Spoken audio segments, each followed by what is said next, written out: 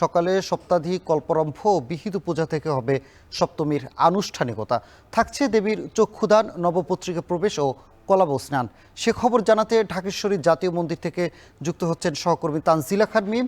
আর রাজধানীর বাইরে রাজশাহীর চন্দ্রবনী পূজা মণ্ডপে আছেন রাকিবুল হাসান এবং চুয়াডাঙ্গার বড় বাজার দুর্গা মণ্ডপ থেকে যুক্ত হচ্ছেন অনিক চক্রবর্তী। আমরা শুরুতেই যাচ্ছি তানজিলা খান মিমের কাছে। মিম, মহাসপ্তমীর পূজা ঘিরে তো আমরা জানি চক্ষুদান থেকে শুরু করে নবপত্রিকা প্রবেশ আর এছাড়াও কিন্তু কলাব স্নান রয়েছেন। এর বাইরে আর কি কি রয়েছে জানাবেন?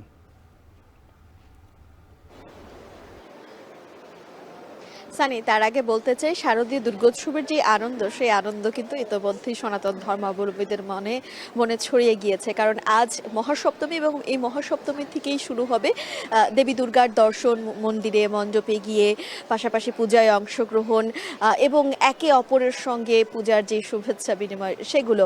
গতকাল ষষ্ঠীর সন্ধ্যাতেই পূজার সামনে প্রতিমার সামনে থেকে পর্দা সরিয়ে দেওয়া হয়েছে এবং তারপরেই কিন্তু আসলে সনাতন ধর্মাবলম্বীরা দেবী দুর্গাকে দেখতে পেয়েছেন। তিনি কৈলাস থেকে মর্তলোকে এসেছেন, তার শ্বশুরবাড়ি থেকে বাবার বাড়িতে বেড়াতে এসেছেন। সঙ্গে আছেন তার দুই কন্যা এবং দুই পুত্র, লক্ষ্মী, সরস্বতী, গণেশ, কার্তিক। সকলকে নিয়ে তিনি আসলে বিজয়া দশমী পর্যন্ত অবস্থান করবে মর্তলোকে এবং এই কটি দিন কিন্তু তিনি ভক্তদের সঙ্গেই থাকবেন, ভক্তদের সঙ্গে ঘরে ঘরে ঘরে ঘরে থাকবেন এবং এই সময় আসলে দেবী দুর্গা অনেক বেশি জাগ্রত থাকেন, যার ফলে সনাতন ধর্মাবলম্বীরা প্রাণ ভরে দেবী দুর্গার কাছে প্রার্থনা করেন। আজকে আর কি কি আনুষ্ঠানিকতা থাকবে আপনি বলছিলেন, সকালে যেহেতু এই কল্পারম্ভ এবং বিহিত পূজা হবে, এই কল্পারম্ভ এবং বিহিত পূজাটির মধ্য দিয়েই আজকে সপ্তমীর সকালটা শুরু হবে। এছাড়াও প্রতিদিন সকালেই কিন্তু এই কল্পারম্ভ পূজাটি থাকবে, কারণ সংকল্প এবং আরম্ভ এই দুই নিয়েই কিন্তু কল্পারম্ভ। আর এই মাধ্যমে, এই পূজার মাধ্যমে দেবী দুর্গার কাছে প্রার্থনা করা হয়। এই যে পূজা করা হচ্ছে, প্রতিজ্ঞা করা হয়, এই শারদীয় দুর্গোৎসবে তার যে পূজা অর্চনা, তার সঠিক রীতি শাস্ত্র অনুযায়ী মেনেই পূজা অর্চনা করা হবে, সেটি এই পূজার মধ্য দিয়ে দেবী দুর্গার কাছে প্রতিজ্ঞা করা হয়। এরপর চক্ষুদানের বিষয়টি রয়েছে, চক্ষুদান করা হবে। এই চক্ষুদানের বিষয়টি আসলে এক এক দেশে কিংবা এক এক ধর্মীয়ভাবে এক একভাবে পালন করা হয়। যেমন ঢাকেশ্বরী মন্দিরে আজ এই চক্ষুদানের বিষয়টি রয়েছে এবং এখানে আসলে চক্ষুদান হবে। এরপর নবপত্রিকা স্থাপন, নবপত্রিকা স্নান, সেই কর্মযজ্ঞগুলো রয়েছে। ইতোমধ্যেই কিন্তু আপনি নিশ্চয়ই দেখতে পাচ্ছেন প্রতিমার পাশেই কিন্তু একটি কলা গাছকে সাদা লাল শাড়িতে মুড়িয়ে রাখা হয়েছে। এই কলা গাছটির সঙ্গে 9টি উদ্ভিদের পাতা যুক্ত করে কলা গাছকে লাল সাদা শাড়ি পরে একটি নববধূর রূপ দেওয়া হয়েছে এবং তার মধ্য দিয়ে এই নববধূকে 9টি রূপে সনাতন ধর্মাবলম্বীরা পূজা করবেন এবং তার মধ্যে ষোড়শ উপাচার তো থাকবেই, সেগুলোর মধ্য দিয়ে তারা এই পুজোটি করবেন।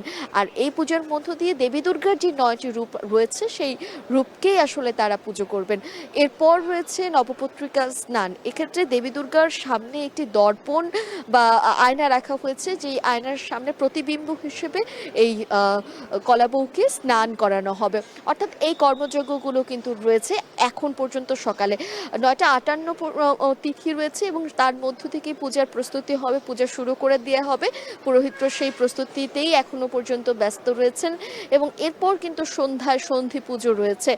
আর ভক্তরা এরই মধ্য থেকে আসতে শুরু করছেন। যেভাবে বলছিলাম যে সকালটা আসলে সপ্তমীর সকাল, যেহেতু আজকে থেকেই তারা মন্দিরে মণ্ডপে দেবী দুর্গার দর্শন পেতে ঘুরে বেড়াবেন, তাই সকাল থেকে ভক্তরা চলে আসছেন। এবছর দেবী দুর্গা এসেছেন কিন্তু গজে চড়ে এবং ফিরবেন দোলায় চড়ে। দোলায় চড়ে ফেরার ক্ষেত্রে কিছুটা শঙ্কা রয়েছে, কারণ দোলায় চড়ার সময় মহামারীর একটি ইঙ্গিত দেওয়া হয়ে থাকে। তবে পুরোহিত যারা রয়েছেন এখানে, তারা বলছিলেন যে তারা বিশেষভাবে একটি পূজার আয়োজন করবেন যেন দেবী দুর্গা নিরাপদভাবে পৌঁছাতে পারেন এবং তিনি ভক্তদের মাঝে কৃপা বজায় রাখেন, কোনো ধরনের অশুভ যেন কোনো কিছু না হয়। সানি, এই ছিল এখন পর্যন্ত ঢাকেশ্বরী মন্দির থেকে আমার কাছে সর্বশেষ।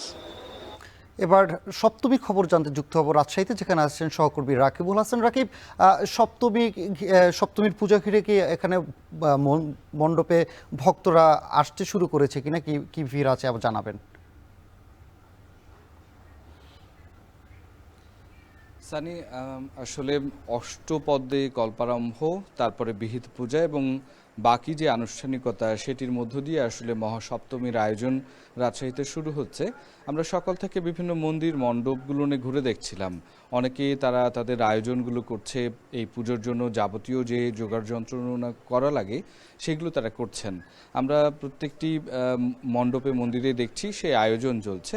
একটু আপনাদেরকে দেখায় যে এখানে মাত্রই আসলে এই যে উলুধ্বনি আর শঙ্খ সুরে ঢাকের তালে কিন্তু এই যে সপ্তমী বিহিত পূজা সেটির আসলে সূচনা হলো এবং এর মধ্য দিয়ে কলাব স্নান, এই স্নানের জন্য আমরা দেখেছি সকাল থেকে বিভিন্ন মন্দিরের যারা পুরোহিত তারা কিন্তু পাশেই যে পদ্মা নদী, সেই পদ্মা নদী থেকে কিন্তু ঘটে করে আসলে পানি নিয়ে এসেছেন এবং সেই পানি দিয়েই এই যে কল্পারম্ভ এবং এর যে নবপত্রিকা স্থাপন, তাতে যে আসলে দর্পণের সামনে যে স্নান করা হয় সেই স্নানের আয়োজন চলছে এবং এরপরেই আসলে যে সপ্তমী বিহিত পূজা সেটির আয়োজন চলবে।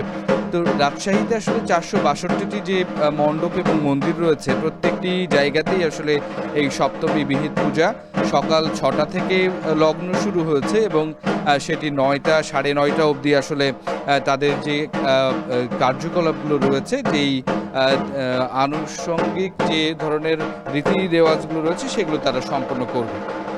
সানি, আমরা একটু জানিয়ে রাখি যে এখন পর্যন্ত আসলে এই যে শারদীয় দুর্গা উৎসব সেটির কিন্তু আজকের যে মহা আয়োজন, আজকে প্রত্যেকটি ধাপে ধাপে কিন্তু আসলে নানা ধরনের পরিবর্তন হবে এবং আজকের আয়োজনটি পঞ্চমী এবং ষষ্ঠীর থেকে বেশি এবং এটা দিয়ে আসলে মূলত দুর্গা উৎসবের যে মূল আয়োজন সেটি আসলে শুরু হলো এবং দেবীর যে দর্শন, বিভিন্ন মণ্ডপে মন্দিরে গিয়ে যে ঠাকুর দর্শন এবং এই সময় দেবীর যে জাগ্রত অবস্থা সেটিকে আসলে স্মরণ করে যারা ভক্ত অনুরাগীরা আছেন তারা প্রার্থনা করবেন এবং এই প্রার্থনায় অনেকের সাথে আমাদের কথা হয়েছে, তারা বলছেন যে আসলে দেশের শান্তি কামনায় তারা প্রার্থনা করবেন, পুরো পৃথিবীর শান্তি কামনা প্রতিষ্ঠা যেন হয় সেটি আসলে মায়ের কাছে প্রার্থনা করবেন এবং এই যে কৈলাস থেকে মর্তে দেবী এসেছেন, এই মর্তে বাবার বাড়িতে যতদিন তিনি থাকবেন তাকে ভোগ আরতি, সন্ধ্যা আরতি সহ নানা ধরনের কিন্তু আসলে পূজিত করা হবে। আচ্ছা, এবং এই আয়োজনের মধ্য দিয়ে আসলে এই সপ্তমীর যে মহা আয়োজন, সেই সপ্তমীর মহা আয়োজনের মধ্য দিয়ে আসলে অষ্টমী তিথি পাবে আজকে সন্ধ্যায় সন্ধি পূজা, তারপরে আসলে অষ্টমী তিথিতে পড়বে এবং আগামীকাল ঠিক একইভাবে দেবীর আরাধনা করা হবে।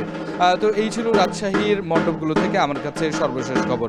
সানি, এবার সপ্তমীর খবর জানতে যুক্ত হব চুয়াডাঙ্গায়, সেখানে আছেন সহকর্মী অনিক চক্রবর্তী। অনেক, চুয়াডাঙ্গাতে সপ্তমীর আনুষ্ঠানিকতা শুরু হয়েছে কিনা জানাবেন।